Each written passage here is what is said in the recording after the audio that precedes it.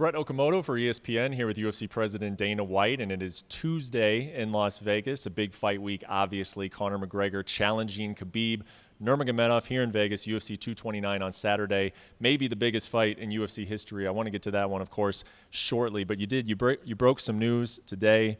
Everyone's been wondering what's going to headline that New York card November 3rd. Valentina Shevchenko, Sijara Eubanks, that is confirmed your main event? Yes, that's the main event. And how did you arrive there? Because I don't think it was any secret that you considered and you were discussing a lot of different options to headline that card, yeah? Yeah, I mean, we're still working on fights for that card, so yeah. Why decide to go with Shevchenko and Eubanks? What gets you excited about that fight? Well, listen, Eubanks, if she had made weight, she'd have been the champion or at least fought for the championship. And there's no doubt that Valentina is the baddest girl around at 125 right now. So it was the fight to make. I'm just glad we could pull it off this soon. And Valentina was already scheduled to fight Joanna Jedrzejczyk, your former strawweight champion. A lot of people obviously were excited about that fight.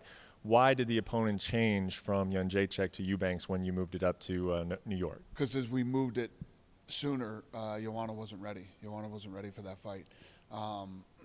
Valentina doesn't care. This girl will fight tomorrow. If she's one of those, if we called her tomorrow, she'll fight tomorrow, and she wants to fight every month. So she absolutely made sense, and we made sure that Eubanks was on weight. So Sijara is close to weight, and Valentina's a beast and wanted this fight, and it's a fun fight. And I know that Joanna had some reservations about going up in weight anyway. She's always thought of herself as a 115er. Is that a fight that you want to revisit, that you expect to revisit? She'll face the winner, or you have to see what happens in that first fight? It'll be up to her. We'll see what Joanna wants to do. Obviously, I have a great relationship with her. She's a beast too. Been a long-time world champion for us, and if she wants to do that, we'll do it. A big question a lot of people had about New York, and as you know, it's kind of played out in the public because Nate Diaz has been announcing a new weight class. He and Dustin Poirier have been saying they're fighting 165. A lot of fans want to know, why not take a look at that fight for your main event rather than trying to bring in a new fight with Shevchenko? We've never, I shouldn't say we never, maybe a couple times in the history, the main event has not been a title fight, So we were still building that card, still making fights, and still needed a main event. So we got it done. Can I ask you, why don't you want to do a 165-pound weight class? Because a lot of guys have asked for it. You've always hesitated from it. Why, as a promotion, is that something you don't want to take on at this time? Never even considered it. So it's all just talk. I've never even considered it. First of all, you make 165 pounds, you're going to start pulling people from the 170-pound division. And you're going to see a lot of people from 170 and 155 that couldn't win a title at 170 or 155, jumping to 165 to try to fight for a title there. Just doesn't make sense. We've always kept the classes simple. One of the things about boxing, you used to have, junior middleweight, superweight, and all these different weights, and it was hard to follow. You didn't really know who was the champion, and this is pretty simple and easy to follow. We have enough weight classes. Well, let's get to this weekend. Obviously, Conor McGregor taking on Khabib Nurmagomedov. As I mentioned, we're filming this on a Tuesday. You've got open workouts scheduled. You've got a press conference scheduled. What are you expecting out of these two over the next 4 days before this fight arrives? Well, we're getting into deep into the week now where these guys are going to start hardcore cutting weight, getting ready for the fight. I mean, we have this stuff coming up, but I'm excited for the weigh-ins. At the press conference, Conor McGregor's press conferences are always exciting, but I'm excited to see these guys weigh in, square off, and be a day out from the fight. This thing's breaking every record we've ever had as far as numbers go. If you look at Mayweather McGregor, the first episode of Embedded in 24 hours with Mayweather McGregor did 800,000 views. This one's at 1.7 million. Wow. in 24 hours. If you look at the most popular, when we did the world tour, the press conferences, London was the biggest. And over the last year, London has done 4.7 million views. In the last, 2 weeks or however long the press conference has been, we're almost at 4.7 million views with Khabib and Conor. So those, I could just go on for days with numbers and how it's scaling. It's going to be big. I told you guys that we were trending at 2 million pay-per-view buys. We're closer to 3 million now. Really? We're trending close to 3 million pay-per-view buys for this fight. And this may sound like an obvious question, but why? Why do you think at the end of the day this fight, speaks to so many viewers out there? Because obviously Conor's been gone for a couple of years, and he's coming right back and taking on the biggest, nastiest, toughest guy out there right now. Undefeated, 26-0, never lost a round.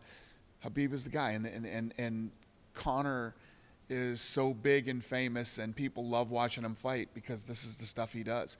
He goes right after everybody, doesn't care. He will fight anybody, anywhere, anytime, and if you're a fight fan, you love it. One thing that I remember that I've loved about Conor McGregor's fights, one aspect of it, is when the Ireland fan base shows up. And I'm just wondering if there's any way to track that. Have you been able to find out just, is Ireland traveling over to Las Vegas for this fight? Massive ticket sales from the UK and Ireland. Yes, there's massive ticket sales. And this is also the largest gate we've ever done in Las Vegas and the second biggest gate ever in UFC history. So this thing's going to come in at 17 million. MSG was 18 million. And you guys held your first live event in Russia earlier this month. It was a big success. It was, your sixth highest attended event of all time. I wanted to know, does that open the door? Do you want Khabib Nurmagomedov to be fighting in Russia at some point? Or when do these guys reach a point where, from a pay-per-view standpoint, you want to keep them here in Las Vegas because, all your operations are here? How do you make those decisions? And do you think we could see Nurmagomedov fight in Russia next year? We got to see how this thing plays out. How does this fight play out on Saturday? And, I still want to do a big fight in Ireland too. So the answer is obviously yes. You bring these people home for a fight, and doing him in Russia would be awesome. And McGregor, he has mentioned in a couple interviews, or he's given the sense that he wants to get active again, that he sees a lot of different fights out there that interest him, that he wants to do it. Have you gotten that sense from him, just being around in many conversations, the negotiations of this fight? Do you feel like the sport is going to get an active Conor McGregor again? No, I think that you have to go fight by fight. The kid has a ton of money. His whiskey is killing it. His whiskey is killing it. He's going to make a ton of money off this whiskey. And, he showed that he likes to fight. He's coming back after Khabib. So, I don't know. We'll play it fight by fight. He'll fight this fight, and we'll see what's next. How was the whiskey, by the way? I saw he gave you a little taste at the press conference. I'm not just saying this. The whiskey's great, and I don't like whiskey. I'm not a whiskey guy, but his whiskey was damn good.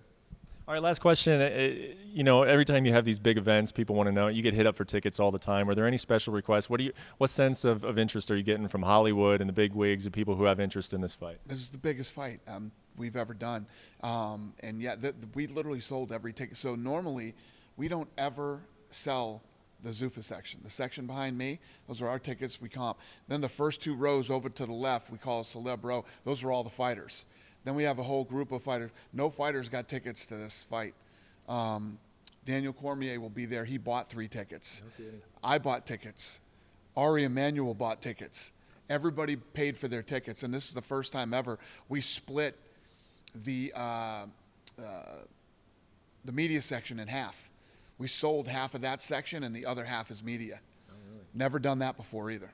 Well, I can see why. It's obviously a really big fight. Looking forward to it. Enjoy Fight Week, and we will see you at UFC 229 at T-Mobile Arena in Las Vegas. Thanks, Dana. Thank you.